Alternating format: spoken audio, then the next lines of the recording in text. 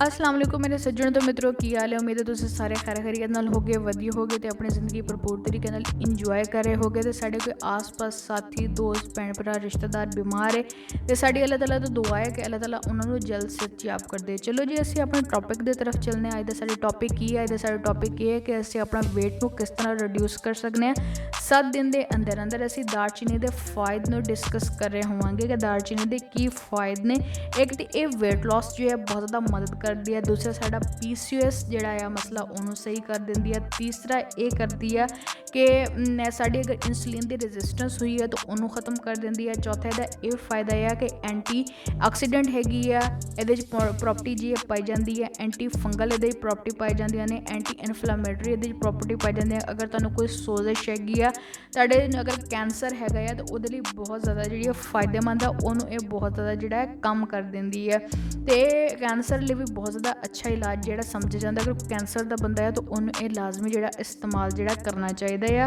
तो एंटीबैक्टीरियल इस तरह है कि तुहाडे अंदर कोई बैक्टीरिया कोई जर्म्स है कोई फ्लू आ तो कोई नज़ला जुकाम तुहानूं हो चुका है तो वो अगर तुसीं इन्हूं इस्तेमाल करोगे, चाय दे विच भी इन्हूं इस्तेमाल कर सकते हो। अगर तुसीं इन्हूं इस्तेमाल करोगे तो उदा तुहानूं लाजमी इस चीज़ का फ़ायदा होएगा। उस तो इलावा तहकीक ने यह चीज़ भी साबित की है कि अगर कोई हार्ट का मर्ज है, किसी को हार्ट का प्रॉब्लम है तो वह हार्ट के प्रॉब्लम लिए भी बहुत ज़्यादा फायदेमंद हैगी है। तो उस तो इलावा तुहाडे जिहड़ा BP नूं भी बहुत ज़्यादा कंट्रोल कर देंदी है। ब्लड प्रैशर लिए भी बहुत ज़्यादा मुफीद हैगी है। तो शुगर लिए भी बहुत ज़्यादा अच्छी हैगी है। ठीक है, हुण असीं इहदे इस्तेमाल की तरफ चलना है कि इहनूं इस्तेमाल किस तरह करना है। इस्तेमाल तुसीं इस तरह इहनूं कर सकते हो कि कोई शुगर का बंदा है तो वह इदां कर सकता है कि अगर मिल्क शेक के उपर जो स्प्रिंकल कर सकते हैं पाउडर नूं। अगर कोई डेजर्ट लै रहा तो वो उत्ते कर सकता है। वैसे तो असीं रिकमेंड नहीं करते कि तुसीं मिठाई या कोई चीज़ इस तरह दी खाओ जिहड़ा कि शुगर का बंदा है। लेकिन अगर इंसान है वह दिल कर पैंदा है तो फिर तुसीं इहनूं इस तरह इस्तेमाल कर सकते हो कि अपने खाने तो थोड़ा जिहा इहनूं स्प्रिंकल कर लो तो फिर तुसीं लै लो तो उहदा तुहानूं इन्ना ज़्यादा नुकसान नहीं होएगा। इस अलावा जो आम बंदा है जिन्हों PCOS का मसला है, जिन्हें वेट नूं रिड्यूस करना और इस तरीके नाल लै सकता है कि सुबह के टाइम निहार मूँह जो पानी आ ये स्टिक का वो तुसीं पीना है। सालमन स्टिक का जो पानी है वह निहार मूँह पीना है। ये बनाने का की तरीकेकार है, बनाने का ये तरीकेकार है कि 1 गिलास पानी दे रहो उन्होंने अच्छी तरह बॉयल करना है। बॉयल करके वो डायरैक्ट तुसीं बॉयल सालमन स्टिक नूं तुसीं जिहड़ा बॉयल नहीं करना है।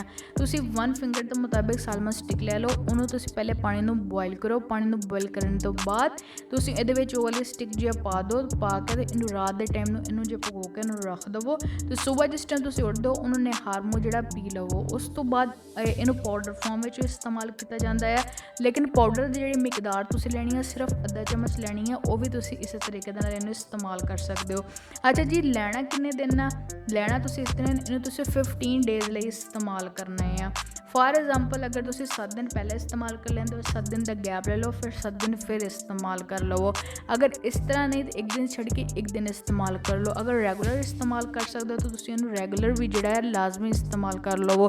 तुसीं इनू रेगुलर भी इस्तेमाल कर सकते हो। रेगुलर इस्तेमाल करने लिए भी तुसीं इनू जिहड़ा है 14 या 15 डेज़ ही इस्तेमाल करना, इस तो ज़्यादा तुसीं इनू इस्तेमाल नहीं करना है।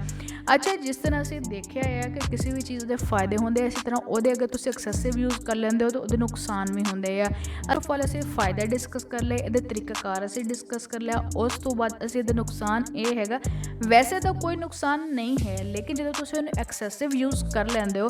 फॉर एग्जाम्पल अगर तुहानूं असीं दस्सिआ है कि तुसीं दिन दे विच 1 वारी पानी नूं यूज़ करना है तो 14 दिन ਲਈ 15 दिन ਲਈ तुसीं इहनूं यूज़ करना है। तुसीं मुसलसल पूरा महीना अगर उन्होंने पियोगे या फिर उन्होंने पूरा दिन पीना शुरू कर दोगे तो वो तुहाडे लई नुकसानदेह हो जाएगी चीज़। इसलिए इस चीज़ का तुसीं लाजमी ख्याल रखना। एक्सैसिव जी कोई भी चीज़ इस्तेमाल करते हो वो तुहाडे लई तुहानूं पता है कि नुकसानदेह हो जाती है, बजाय किसी चीज़ का फायदा देने लिए वो तुहानूं नुकसान देने लग जाती है। इन्हां चीज़ों का तुसीं लाजमी ख्याल रखना है। उस तो इलावा जो PCOS का मसला है वो भी तुहाडा बाकायदगी नाल तुसीं इस्तेमाल करो, तुहाडे अंदर जी स्वैलिंग होती है, दर्द होंदी है, वो चीज़ें ख़त्म कर देगी। उम्मीद है जी तुहानूं अज दी वीडियो जरूर पसंद आई होगी। तो अपना ढेर सारा ख्याल रखियो, तो अपने आस पास के लोगों का भी ख्याल रखियो, तो साडे चैनल को सबसक्राइब कर दो, तो बैल आइकन भी प्रेस कर दो। तो इंशाअल्लाह अगली वीडियो में मिलते हैं, तब तक रब रखा ते अल्लाह हाफिज़।